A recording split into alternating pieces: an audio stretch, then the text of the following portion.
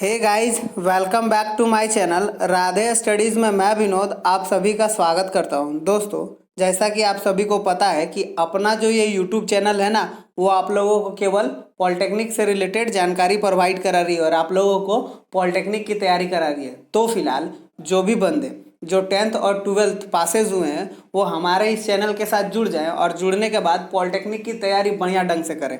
तो चलिए दोस्तों, शुरू करते हैं। आज दोस्तों हम लोग पॉलिटेक्निक से रिलेटेड जो प्रीवियस ईयर्स के क्वेश्चन हैं मेटल और नॉन मेटल चैप्टर से, उसके बारे में डिस्कशन करेंगे और जितने भी इम्पोर्टेंट क्वेश्चन होंगे जो प्रीवियस ईयर्स में पूछे हैं उसके बारे में जान लेते हैं। चलिए, पहला क्वेश्चन है दोस्तों अपना, निम्न में से कौन कच्चे लोहे में सबसे बड़ी अशुद्धियां हैं? ऑप्शन दिया हुआ है, पहला कार्बन, दूसरा सल्फर, तीसरा सिलिकॉन और चौथा अपना फास्फोरस। तो कच्चे लोहे में जो सबसे अधिक मात्रा में अशुद्धि पाई जाती है वो अपना कार्बन है। इंपॉर्टेंट क्वेश्चन है, आप इसे याद कर लीजिएगा, है ना। अगला क्वेश्चन की ओर बढ़े। निम्नलिखित कारण से जल की अस्थायी कठोरता उत्पन्न होती है। मतलब इन चार ऑप्शन में से किसके वजह से जल में अस्थायी कठोरता उत्पन्न होती है? पहला ऑप्शन है मैग्नीशियम क्लोराइड, दूसरा ऑप्शन है कैल्शियम बाइकार्बोनेट और तीसरा ऑप्शन है कैल्शियम सल्फेट और चौथा ऑप्शन है अपना मैग्नीशियम सल्फेट। तो जल में अस्थायी कठोरता कैल्शियम बाइकार्बोनेट के कारण उत्पन्न होती है। आप इसका जो रासायनिक सूत्र है ना, ये भी याद कर रख लीजिएगा, क्योंकि एग्जाम में आपको ये भी पूछ सकता है कि कैल्शियम बाइकार्बोनेट का रासायनिक सूत्र क्या होता है। ये चारों में से भी पूछ सकता है, मैं आपको ऐसे ही बता रहा हूँ, आप उसे याद कर लीजिएगा। अगला है निस्तापन दूर करता है। निस्तापन जब मैं दोस्तों धातु चैप्टर पढ़ाऊंगा ना, तो ये सब के बारे में बढ़िया से बताऊंगा। बहुत सारे प्रॉपर्टी है कि आप रिएक्शन को देखकर, मतलब क्या आप रिलीज कर रहा है, क्या ऐड कर रहा है, इससे आप निस्तापन या जस्तीकरण वगैरह बहुत सारा है, उसके बारे में जानेंगे। तो ये अपना जो है ना डी ऑप्शन, इसमें जहाँ हाइड्रोजन मतलब जल और कार्बन डाइऑक्साइड रिलीज करता है ना। अब अगला है अपना चौथा क्वेश्चन, दी हुई धातु में सबसे अभिक्रियाशील धातु है।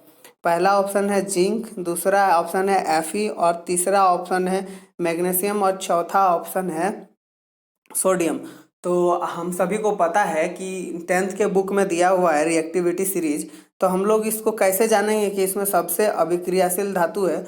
तो हम लोग का जो टॉप में है ना वो सबसे अभिक्रियाशील धातु है, सबसे जो बॉटम में होता है वो सब निम्न अभिक्रियाशील धातु है। तो एक ट्रिक है अपना, वो ट्रिक के बारे में हम लोग जान लें। पहला है कत्ल ना करना फांसी पे होगा। अच्छा, यहाँ देखिए पोटेशियम जो है वो सबसे मतलब रिएक्टिव मेटल है। उसके बाद दोस्तों यहाँ सोडियम है ना। तो यहाँ पर ही सोडियम जो है, देखिए यहाँ जो सोडियम है ना अपना, ये सोडियम इस चारों में से सबसे अभिक्रियाशील धातु है। ओके, अब अगले क्वेश्चन की ओर बढ़े। अगला क्वेश्चन है अपना, धातु M के क्लोराइड का अणुसूत्र MCl3 है। मतलब M जो है ना उसका वैलेंसी 3 है और क्लोरीन का वैलेंसी आप लोगों को पता है 1 होता है। तो यहाँ 3 आया। इसके कार्बोनेट का अणुसूत्र होगा। तो कार्बोनेट पता है आप लोगों की, कार्बोनेट जो होता है उसका वैलेंसी 2 होता है और यहाँ पर ही M का वैलेंसी 3 दिया हुआ है। तो आप जब मैं पढ़ाऊँगा आप लोगों को कि कंपाउंड कैसे बनाते हैं, उसमें आपको बढ़िया से समझ में आएगा। तो यहाँ पर ही जो ये बी ऑप्शन है ना, वो ऑप्शन आपका करेक्ट है। अब हम लोग आगे की ओर बढ़े। अगला क्वेश्चन है अपना, निम्नलिखित में अत्यधिक ऋण विद्युतीय तत्व है। हाइड्रोजन, ये तो अभी ये भी कंफर्म नहीं है, इसमें बहुत विवाद छिड़ा हुआ है कि ये धातु है धातु है। दूसरा है सल्फर। सल्फर का अणुसूत्र कितना होता है आप लोगों को पता है, 16 और क्लोरीन 17। तो यहाँ क्लोरीन जो है सबसे अधिक, इसमें 7 जो होता है ये मतलब विद्युत ऋणात्मक तत्व होता है। अगला है अपना 7वां, निम्नलिखित में से कौन सा लोहा का मिश्र धातु है? तो एक डूरामीन नहीं है, कांसा, आपको पता है कांसा लोहा का मिश्र धातु नहीं है। कॉपर प्लस टीन और ये ढलवा लोहा, ये तो मिश्र धातु नहीं है, ये लोहा का प्रकार है। स्टेनलेस स्टील में लोहा मिलता है। तो यह स्टेनलेस स्टील क्या है? लोहा का मिश्र धातु है। किस धातु को थर्मामाइट प्रक्रम से प्राप्त करते हैं? ये एल्युमिनियम धातु को हम लोग थर्मामाइट प्रक्रम से प्राप्त करते हैं। धातु आश्वासन द्वारा परिशोध की जाती है। पारा जो धातु है ना दोस्तों, उसको हम लोग मतलब धातु आश्वासन द्वारा प्राप्त करते हैं। भूपर पट्टी में सबसे अधिक मात्रा में पाई जाने वाली अधातु है। आपको पता है कि सबसे ज़्यादा अधातु या तत्व बोले वो अपना ऑक्सीजन है। कितना परसेंट मिलती है? लगभग आपका 67 से 70% के बीच। चलिए अब आगे की ओर बढ़े। अगला 11वां क्वेश्चन है अपना, मिश्र धातु एलॉय जर्मन सिल्वर का संगठक है। हमने एक वीडियो बनाई है एक्चुअली मिश्र धातु पर ही, तो उसमें मैंने आपको जितने इम्पोर्टेंट्स थे ना क्वेश्चन वो आपको बता दिया। देखिए वही इम्पोर्टेंट क्वेश्चन से एक क्वेश्चन पूछा हुआ है कि जर्मन सिल्वर किसके संगठक है। तो मैंने आपको बताई थी कि जर्मन सिल्वर किसके संगठक है। यहाँ देखिए कॉपर, जिंक और निकेल के, है ना? क्लियर है? तो आप हमारे वो वीडियो को भी देख लीजिएगा, जिससे आपको एलॉय से 2-3 क्वेश्चन रहते हैं हर साल, तो आपका एलॉय भी कंप्लीट हो जाएगा और एलॉय से भी आपके क्वेश्चन नहीं छूटेंगे। अगला क्वेश्चन है अपना, विरंजक चूर्ण का सूत्र है। तो विरंजक चूर्ण का सूत्र आप लोगों को पता ही है। ये जो कैल्शियम है ना, ये सी वाला ऑप्शन, ये अपना विरंजक चूर्ण का सूत्र है। अब अगला है, जल तथा वाष्प निम्न में से किससे अभिक्रिया नहीं करते? मैग्नीशियम, Fe, कैल्शियम और सिल्वर। तो मैग्नीशियम के साथ आप लोगों को पता है कि मैग्नीशियम को यदि हम जल के साथ छोड़ दें तो वो मैग्नीशियम ऑक्साइड बनाएगी और हाइड्रोजन गैस रिलीज करेगी।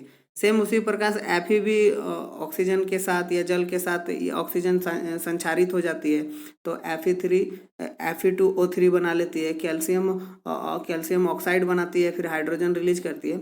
ये जो सिल्वर है, आप देखे होंगे सिल्वर कभी भी जल के साथ रिएक्शन नहीं, हमारा हाइड्रोजन या जल के साथ रिएक्शन नहीं करता सिल्वर। अपना ऑप्शन जो है ये डी है। प्लास्टर ऑफ पेरिस का सूत्र है, प्लास्टर ऑफ पेरिस का सूत्र अपना कैल्शियम सल्फेट इंटू डॉट बोलिए या इंटू बोलिए, ½ होता है। तो ये जो अपना है ये अपना कैल्शियम सल्फेट ½ और जिप्सम का फॉर्मूला क्या होता है? Calcium sulphate (2H2O। ये gypsum, plaster of Paris, baking soda, धवन सोडा, इन सब से ना धातु और अधातु चैप्टर में क्वेश्चन रहते ही रहते हैं। तो इम्पोर्टेंट सेक्शन है, आप इन्हें भी याद कर लीजिएगा, है ना? बहुत इंपॉर्टेंट है। अब अगला क्वेश्चन है, निम्न में से कौन लोहे का अयस्क नहीं है? हेमाटाइट लोहे का अयस्क है, मैग्नेटाइट लोहे का अयस्क है, सिटराइट लोहे का अयस्क है, और ये जो मेलेकाइट है ना, ये लोहे का अयस्क नहीं है। आप इसे भी याद कर लीजिएगा।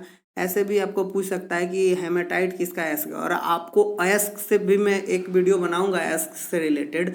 तो अयस्क में यदि क्वेश्चन पूछा रहे ना, 2 क्वेश्चन पूछता है हर साल पॉलिटेक्निक के एंट्रेंस एग्जाम में, तो अयस्क से क्वेश्चन पूछेगा तो वो मैं गारंटी देता हूँ कि आपको वो लोहा से ही पूछेगा, लोहे को ही इधर उधर से डालेगा।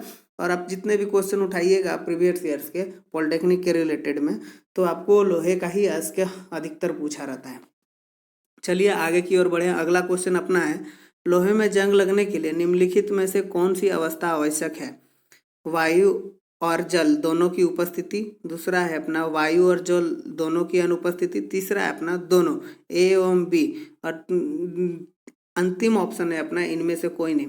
तो लोहे को जंग लगने के लिए हमें वायु तो चाहिए, बिना ऑक्सीजन के तो रिएक्ट ही नहीं करेगा, और उसके बाद जल, इसी की वजह से हम लोग को संक्षारण लग जाता है। तो ये जो पहला ऑप्शन है, लोहे में जंग लगने के लिए हमें वायु और जल दोनों की उपस्थिति होनी चाहिए। अगला क्वेश्चन दिया हुआ है, देखिए फिर प्लास्टर ऑफ पेरिस, बहुत इंपॉर्टेंट है। Plaster of Paris, gypsum, baking soda, धवन सोडा, पाप सोडा, ये सब का व्यवहारिक नाम भी है। तो मैं जब फेसकेम वीडियो बनाऊंगा उसमें पूरे क्लियर हो जाएगी आपकी। अगला क्वेश्चन है, प्लास्टर ऑफ पेरिस किसके गर्म करने से बनता है? जिसके गर्म, तो जिप्सम का सूत्र आपको पता है, यहाँ पर ही देखिए दिया हुआ है, कैल्शियम सल्फेट (2H2). तो जब हम उसको गर्म करते हैं ना, तो कितना ताप पे गर्म करते हैं? 373 डिग्री केल्विन ताप पर, मतलब 100 डिग्री सेल्सियस पर जब गर्म करते हैं तो जिप्सम से प्लास्टर ऑफ पेरिस बनता है। तो ये अपना ऑप्शन हो जाएगा जिप्सम, ए वाला। अगला है, तप्त गंधक पर हाइड्रोजन गैस प्रभावित करने पर क्या निकलती है ना। क्या लिखा हुआ है, सल्फर डाइऑक्साइड गैस प्राप्त होती है, दूसरा सल्फर ट्राइऑक्साइड गैस प्राप्त होती है, गंधक अम्ल प्राप्त होता है, और चौथा है अपना हाइड्रोजन सल्फाइड प्राप्त होता है। अब यदि आपको गंधक का सूत्र पता ना हो, मतलब गंधक आपको पता ना हो, फिर भी आप ऑप्शन देख के इसमें समझ सकते हैं। देखिए यहाँ सल्फर सल्फर है ना, तो गंधक का मतलब है सल्फर। तो गंधक का सूत्र क्या होता है, मतलब जनरली न्यूज में सल्फर को हम लोग गंधक बोलते हैं। और गंधक प्याज में का गंध जो होता है ना, और सड़ा हुआ अंडा का गंध जो होता है ना, वो गंधक के वजह से ही होता है, हाइड्रोजन सल्फाइड की वजह से। तो ये जो गंधक है, वह गंधक में जब हम हाइड्रोजन को प्रवाहित करते हैं ना, तो हाइड्रोजन सल्फाइड बनता है। यही हाइड्रोजन सल्फाइड का गंध जो होता है ना, वो सड़े हुए अंडा के बराबर होता है। और प्याज जब काटते हैं तो हमारे आँख में आंसू निकलती है ना, तो वो सल्फर के कारण ही होता है। तो इसका ऑप्शन है अपना हाइड्रोजन सल्फाइड। तो आंसर सही है, आप इसे भी याद कर लीजिएगा। अगला है, देखिए फिर से एलॉय से क्वेश्चन पूछा हुआ है, इसलिए मैं आपको बताया हूँ कि एलॉय जो है ना बहुत इंपॉर्टेंट है। पॉलिटेक्निक के एंट्रेंस एग्जाम में 2 क्वेश्चन रहते ही रहते हैं।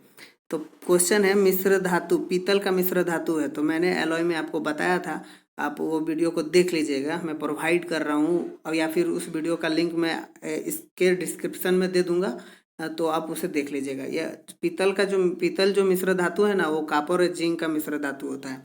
अगला क्वेश्चन है, सोडियम बाइकार्बोनेट प्रचलित है, सोडियम बाइकार्बोनेट को किस नाम से जाना जाता है। तो सोडियम बाइकार्बोनेट को हम लोग बेकिंग पाउडर के नाम से जानते हैं। ये जो बेकिंग पाउडर है ना अपना, इस नाम से जानते हैं सोडियम बाइकार्बोनेट। तो दोस्तों ये 20 क्वेश्चन है जो पॉलिटेक्निक के प्रीवियस ईयर्स में पूछे गए हैं और बहुत इम्पोर्टेंट भी हैं।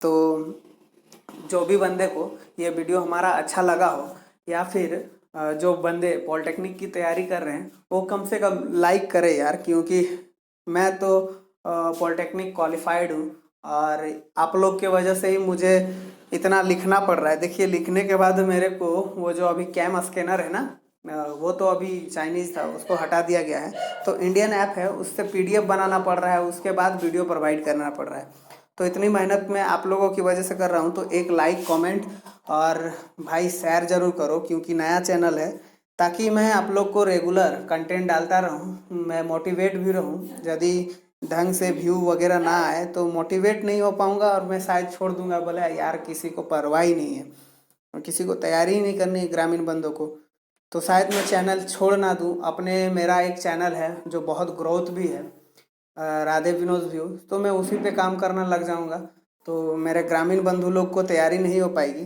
तो कॉपरेट कीजिए यार, साथ ही साथ नए बंधु तक पहुंच रही है वीडियो, तो सब्सक्राइब जरूर करें।